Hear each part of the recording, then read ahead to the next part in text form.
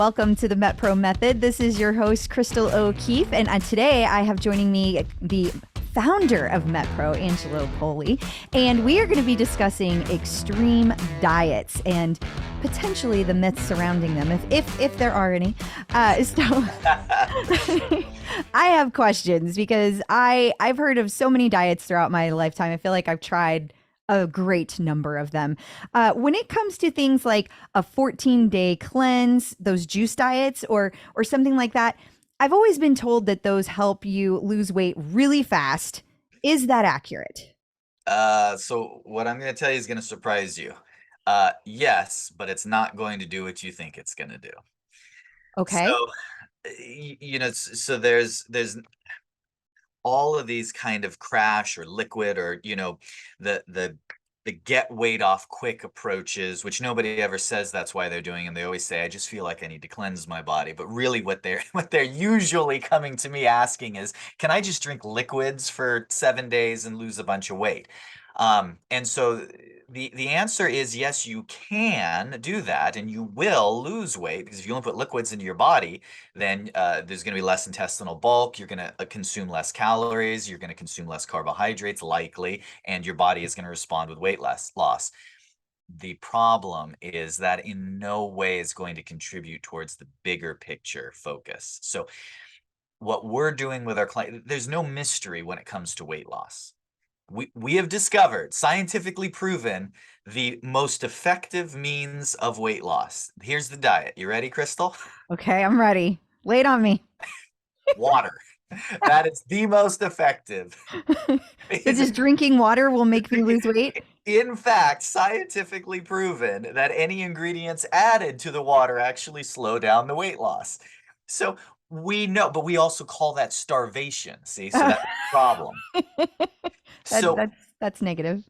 we know what happens when you stop eating. Yes, you're going to lose weight. The bigger question is, how is your metabolism going to respond to it, which is why everyone knows that approach ends up being very, very temporary. There are some circumstances, medical circumstances, etc., that call for an approach like that. Nothing wrong with that in those cases, but for the person that comes to me and says, here's my long-term goals, any sort of 10-day, 14-day juice diet is not even going to be on the radar for me.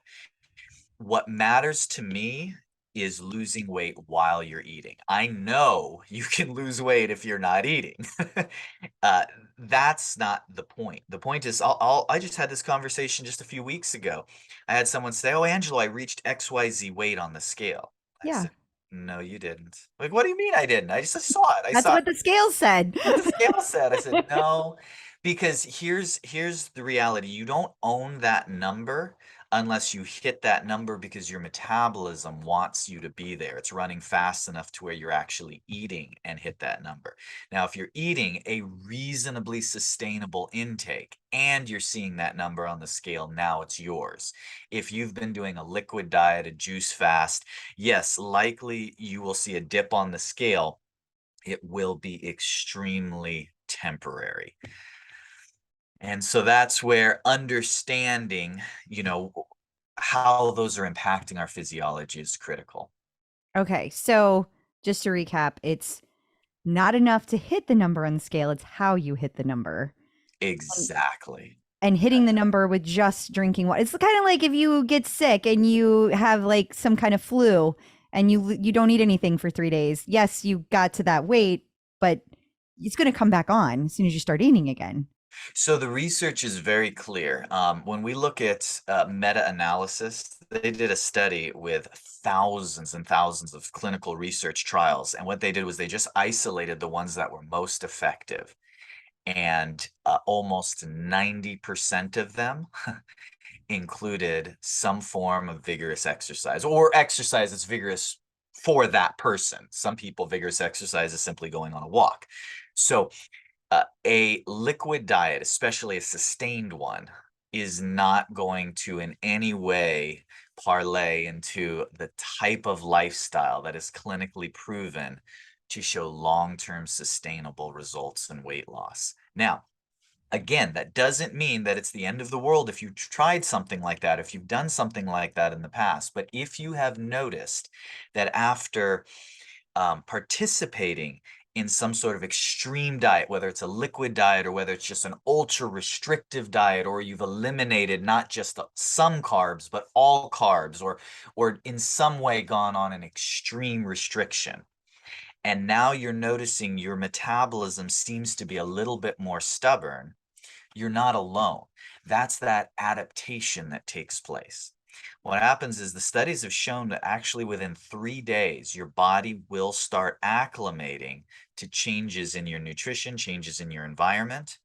And so you may end up creating some short-term weight loss, but longer-term slowed metabolic pacing if you don't know how to bring yourself back out of that. So that's the big idea. Okay. So is that kind of the same across the board? Like what if you're doing like a crash diet or a yo-yo diet? Is that similar? And if so, does that indicate that there are some kind of dangers associated with it? So that's going to affect some people more than others. What do we always say? It It depends, depends. right? So the difference there is that tends to be accidentally backed into. So here's how people end up yo-yo dieting.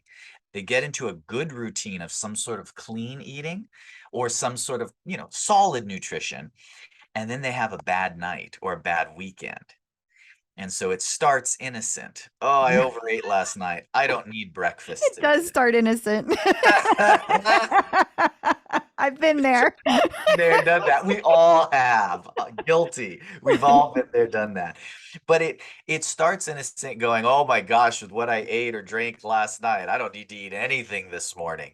And then we tend to start skipping meals, or we tend to start kind of falling back in our habits. And what you'll find is if you're not eating the right things, you can kind of make up for it by not eating as often or as much. And while that might help you cling on to the number that you're at right now, it's an assault on your metabolism. It always ends up resulting in you eating less total calories, simply maintaining your weight, if not increasing a little. And then you experience what's called adaptive thermogenesis. Your body has an adaptation response, and now you're used to eating a lower total caloric intake. Your body's burning less hours out of the day, and you end up in this yo-yo cycle of dieting where now even eating very little doesn't seem to be doing enough.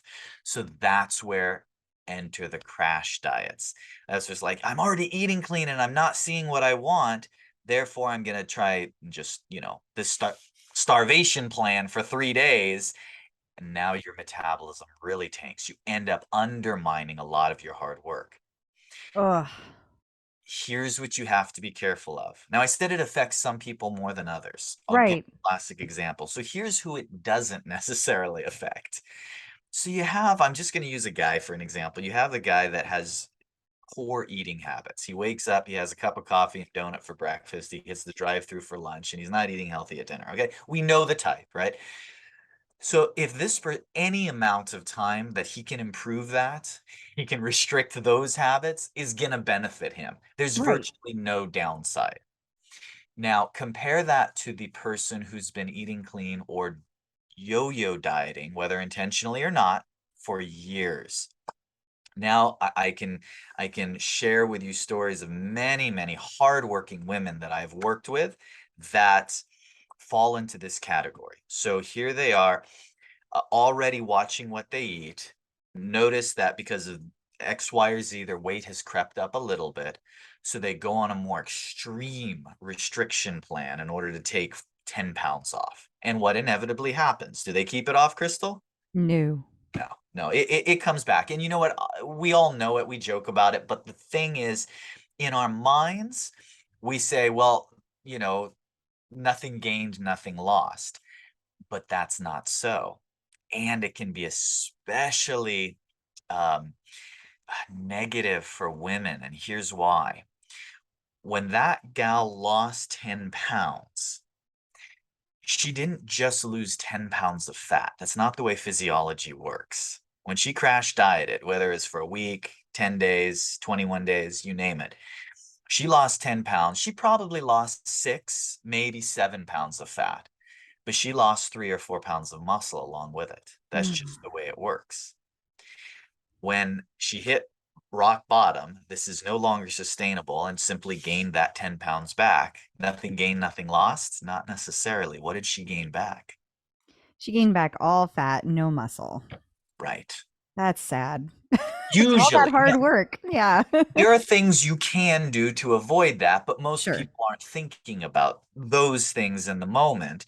And so for the average person, that's what happened. Now this female lost 6, 7 pounds of fat, and 3, 4 pounds of muscle, gained back 10 pounds of fat.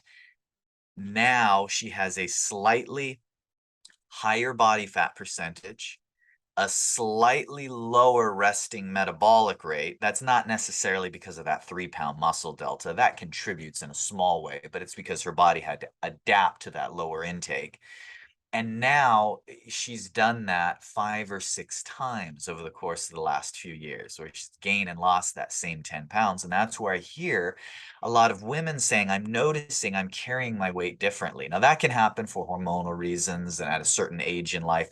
But a lot of times we experience that as a result of kind of that yo-yo dieting scenario. And by the way, this absolutely can affect men as well. And the same scenario will happen to men. They just tend to have, from a hormonal standpoint, and have more testosterone, a little leg up when it comes to regaining that muscle or holding on to muscle. And so it can affect both genders. So those are the little underlying, insidious, hidden ills when it comes to crash dieting that, isn't necessarily on the label of that get thin, quick shake that you take. And it's always kind of veiled in this healthy weight loss because this is a healthy method of doing this. What they're not telling you, oh, your metabolism's going to acclimate to that. And so how do you avoid that? Well, the truth is you can't lose weight unless there is some mechanic creating a deficit. But if you're not strategic with that deficit, that's why it seems to get harder and harder over time. But there is a way to undo that. You're not without resources. We can have a strategy to take weight off, take strategic pauses in that weight loss, and really make sure your metabolism is running smooth and running strong through the whole process. And that's where your MetPro concierge coach can help. I hope so. That is the idea, Crystal. We do enjoy doing so. Is there anything else that people should kind of be on the lookout when it comes to these extreme diets that we didn't already cover? Well, it's just, if you take 10 people and line them up, okay? And you say, what's going to trigger weight loss for each of these 10 people? And they're same gender, they're same age, they're same rough body type and activity level. It's going to be different for all 10 of them. No two people are going to be identical. And so what happens is this isn't the fitness industry. Tends to be more the diet industry. What some programs will do is they'll throw everything plus the kitchen sink at it, and they'll be so aggressive that they're certain this triggers weight loss for everyone. And there was only 2% that needed something that extreme. The other 98% would have started losing weight, keeping their metabolism intact, not suffering that ill adaptation response that happens. That's the one thing you can count on. Your body adapts to your environment. And so be wary of programs that say, no, this is the only way to lose weight, or this is what you have to do. And they have the diet already in hand before knowing you and your needs, because every single person is different. We each have unique needs. Boy, that's the truth. It's fascinating. It's fascinating. I know you've said this before. You have two people exactly the same and they lose it completely differently. It's Yep. it's It's fascinating to watch. Well, Angelo, I really appreciate your time today. Thank you so much for discussing extreme diets with me. For the listeners, that is all this week. And I want to make sure that you are getting all of your MetPro episodes. So go to metpro.co/podcast to get the rest of our podcast. And if you want to learn more about MetPro, you can go to metpro.co. My name is Crystal O'Keefe, and I will be back next week. Until then, remember, consistency is key.